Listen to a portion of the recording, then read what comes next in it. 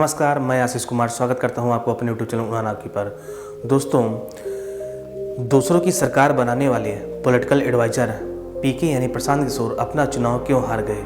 दोस्तों, कहा जा रहा है ये प्रशांत किशोर की हार नहीं है, बिहार की हार है। जो व्यक्ति इतने पढ़े लिखे होने के बावजूद health sector, education sector, skill development, infrastructure sector और बिहार में पलायन कम हो और लोग दूसरे राज्यों में जाकर काम ना करें, इसको रोकने के लिए जिन्होंने वोट मांगा वो चुनाव हार गया।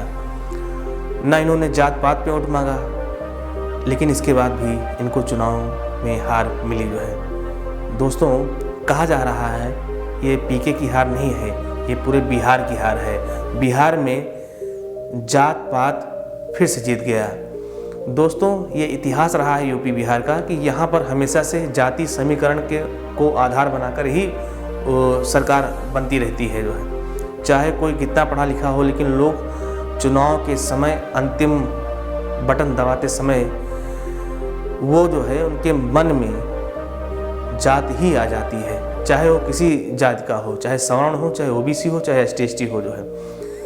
क्योंकि चुनाव के पहले बातें बड़ी बड़ी करेंगे, विकास की बात करेंगे वहाँ के लोग, लेकिन वोट देने के समय वो पलट जाते हैं। वही प्रशांत किशोर जो 2014 में मोदी जी के पॉलिटिकल एडवाइज़र थे, चाय पे चर्चा, 3D रैलियाँ, रन फॉर यूनिटी जैसे कैंपेन चलाकर मोदी जी को 2014 में विजय दिलवाया। उसके बाद पीके यानी प्रशांत किशोर 2015 में जब नीतीश कुमार एनडीए से अलग हो गए, मोदी लहर के होने के बावजूद भी पीके ने नीतीश कुमार को चुनाव जितवा दिया। उसके बाद पंजाब में अमरिंदर सिंह को, जो कांग्रेस के थे, जो है प्रचंड मोदी लहर में केजरीवाल को चुनाव जितवा दिया। उसके बाद वाईएसआर कांग्रेस को और बंगाल में ममता बनर्जी को भी चुनाव उन्होंने जितवा दिया जो है। ये प्रशांत किशोर का काम था, लेकिन वो अपना चुनाव क्यों हार गए, ये बड़ी विवेचना है। दोस्तों, आइए इस पर चर्चा करते हैं जो है। पीके यानी प्रशांत किशोर, जिन्हें केवल 3% वोट मिला और 0 सीट आई जो है। सैकड़ों इंटरव्यू, हजारों किलोमीटर की पदयात्रा, 3 साल की कड़ी मेहनत से इन्होंने प्रचार प्रसार किया, लेकिन इनको चुनाव में हार का मुंह देखना पड़ा।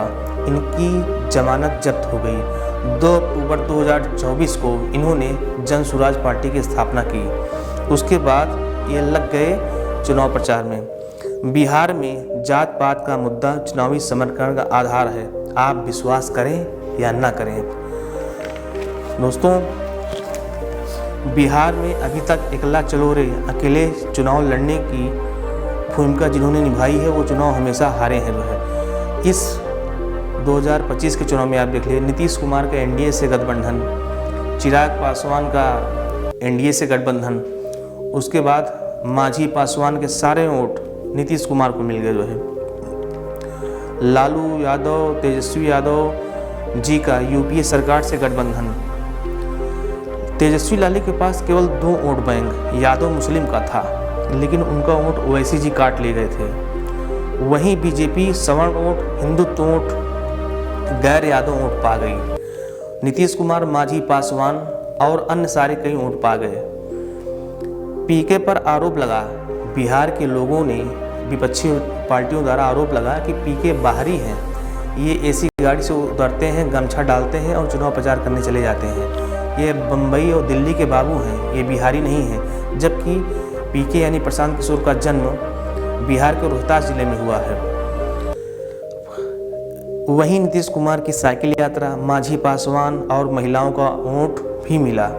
बिहार जात में हमेशा से फंसा रहा है, यही पीके समझ नहीं पाए। पीके बिहार को दिल्ली मुंबई बनाना चाह रहे थे, क्योंकि उन्होंने दुनिया देखी थी, लेकिन पीके का चुनाव का सपना जीतने का फीका रह गया। बिहार के लोगों में, मैं सिर्फ बिहार की बात नहीं कर रहा हूँ, यूपी बिहार की बात कर रहा हूँ, यूपी बिहार के लोगों के डीएनए में जाति ही भरी है। पीके की पार्टी में कई पढ़े लिखे लोग थे, कोई गणितज्ञ था, कोई डॉक्टर था, बड़े बड़े इंटेलेक्चुअल लोग थे, बौद्धिक वर्ग था, लेकिन पढ़े लिखे होने के बावजूद वो चुनाव हार गए। वहीं पीके यानी प्रशांत किशोर, जिन्होंने 8 साल तक संयुक्त राष्ट्र संघ में काम किया जो है, लेकिन केजरीवाल, ममता बनर्जी, अमरिंदर सिंह, YSR सबको चुनाव जिताने वाले पीके जी चुनाव हार गए जो है। बिहार में पीको को बाहरी का टैग और जातीय समीकरण ने इनको चुनाव हरवा दिया। पीके जो कि बिहार में सस्टेनेबल डेवलपमेंट, माइग्रेशन को कम करने की बात कर रहे थे। ये 10,000 रुपये में बिक जाने वाले लोग बिहार के विकास को डिजर्व ही नहीं करते।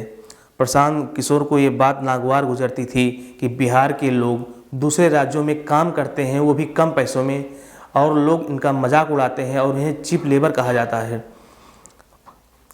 हो सकता है पीके अगली बार अपनी पार्टी में किसी रेपिस्ट, अपराधी, क्रिमिनल माइंडसेट के लोगों को टिकट दें, क्योंकि इस चुनाव में देखा जाए कि कई लोग जेल में बंद थे, सजायाफ्ता थे, लेकिन वो जो है चुनाव जीत गए। हो सकता है पीके अगली बार किसी रेपिस्ट को चुनाव दें और चुनाव जीत जाएं। दोस्तों, बिहार, यूपी बिहार या देश के अन्य राज्यों में होने वाले चुनाव में के समीकरण में जो ये सब सिस्टम होता है, इस पर आपकी राय क्या है? जात पात या विकास, आप क्या सोचते हैं? दोस्तों, कमेंट बॉक्स में ज़रूर बताइए। बहुत बहुत धन्यवाद।